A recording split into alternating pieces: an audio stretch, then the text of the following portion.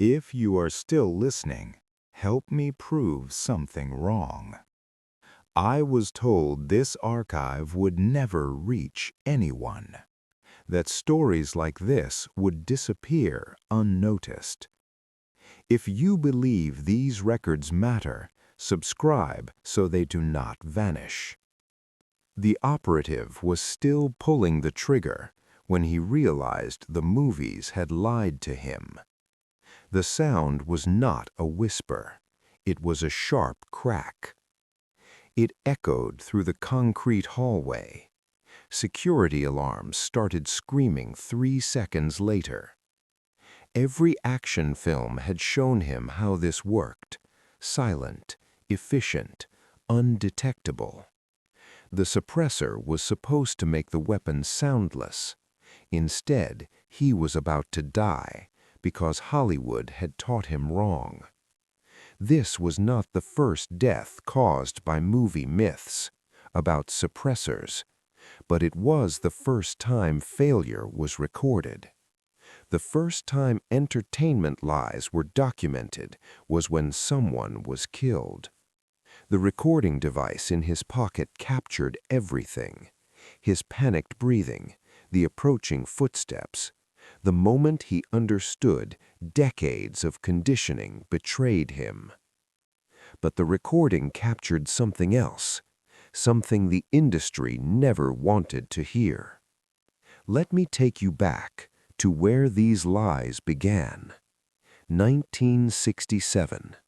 A Hollywood sound engineer named Walter Murch, mixing audio for a gangster film. The director wanted subtle drama. Murch had a problem. Real suppressors still produce significant noise, around 120 decibels, roughly equal to a jackhammer. Movie audiences would not buy that. They needed silence to sell stealth. Murch made a decision, one that would kill people for 50 years. He used a pneumatic stapler sound, soft, barely audible, completely fictional. Other engineers copied it. Directors loved it. Audiences believed it. The myth spread everywhere. Within a decade, a generation believed suppressors were silent. Wait. The weapons industry knew this was wrong. Manufacturers published specifications. Military manuals listed real measurements. Law enforcement is trained with real equipment. But popular culture was stronger than technical manuals. The operative had military training. He read the specifications, but 30 years of movies overwrote them. Hollywood fiction replaced technical knowledge. His final transmission was 3 words: movies lied again. The entertainment industry did not create this accidentally. Internal studio memos confirm it. They chose misrepresentation for drama.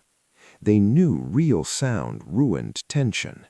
They also knew accuracy would educate audiences. That was exactly what they avoided. Real suppressors reduce the blast from 160 decibels to roughly 120 or 130. Still loud, still damaging, still detectable. The reduction is like removing a motorcycle muffler. Helpful, not silent. Movie suppressors work like magic. Perfect silence, no flash, no limitations. Pure fantasy for plot convenience. The consequences reach beyond covert failures. Police report criminals expecting silence and attracting attention instead.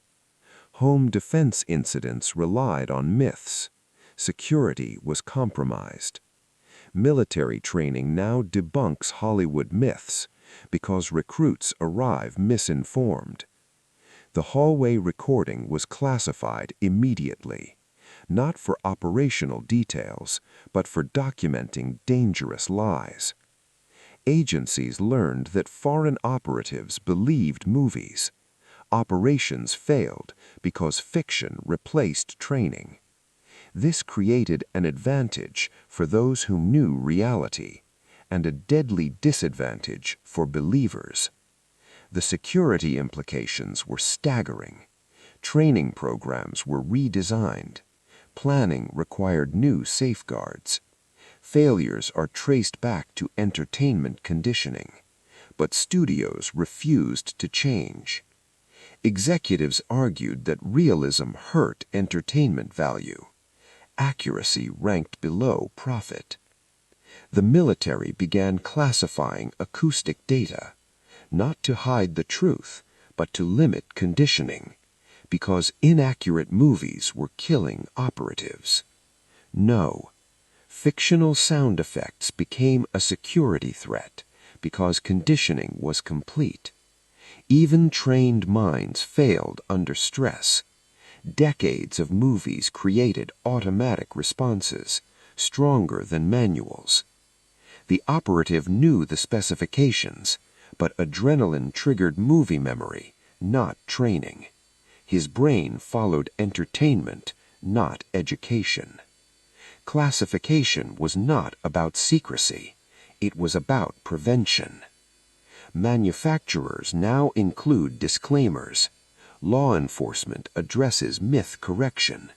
But movies still use the same sounds. They keep lying.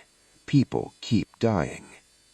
The recording device was found 3 days later. Audio transcribed. Filed in a database tracking entertainment-related failures. Hundreds of incidents. Each is traced to a movie belief. His final words became data, in a classified study never released publicly. Admitting movies kill people would require responsibility for profit-driven myths.